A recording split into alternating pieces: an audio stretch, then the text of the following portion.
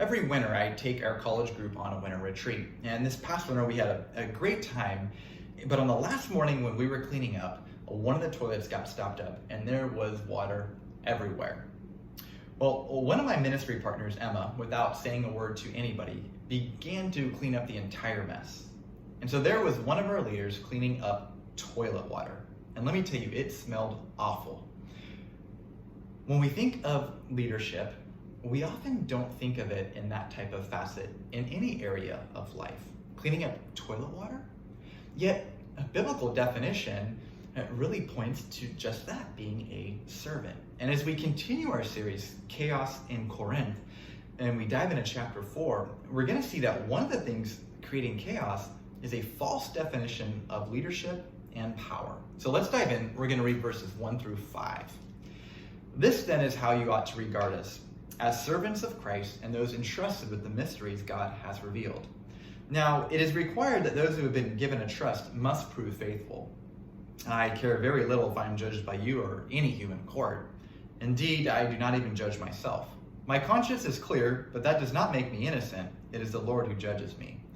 Therefore, judge nothing before the appointed time. Wait until the Lord comes. He will bring to light what is hidden in darkness and will expose the motives of the heart.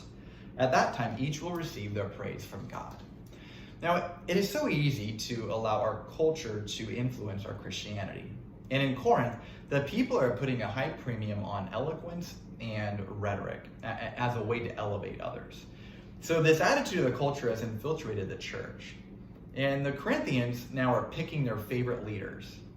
Now, how easy it would have been from a fleshly standpoint, if you're in Paul's shoes, to defend yourself, to put forth your credentials. But instead, he says, you should regard us as servants of Christ. And that word servant literally means under rower. It was reserved for the lowliest of rowers.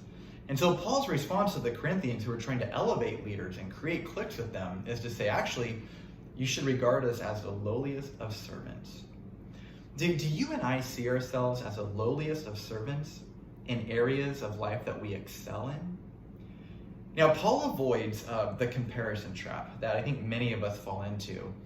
And I think he was able to do this because he grafted his identity as a servant of Christ. Paul says, I care very little if I am judged by you. Now, how many of us can honestly say that? Often, instead of being a servant of Christ, we can find ourselves being a servant of what others think of us. And so comparison is something that prevents us from doing things with a pure motive and robs us of that joy. Now, Paul also avoids the pendulum swift to the other side, and rather than looking from within and seeking to find his validation from himself, he says, I don't even judge myself. In other words, Paul is saying, what I think about myself may not even be entirely accurate. And so he's saying the Lord will judge me. So in this context, Paul is saying that in order to avoid the comparison trap, we must not look outward, we must not look inward, but we must look upward. And when I realize that it is the motives of my heart that are important to God, I begin to be freed from pride. So I'm going to leave you with these two questions. What is an area of your life that you were tempted to compare yourself in? And second, how will you go about not looking inward or outward, but upward?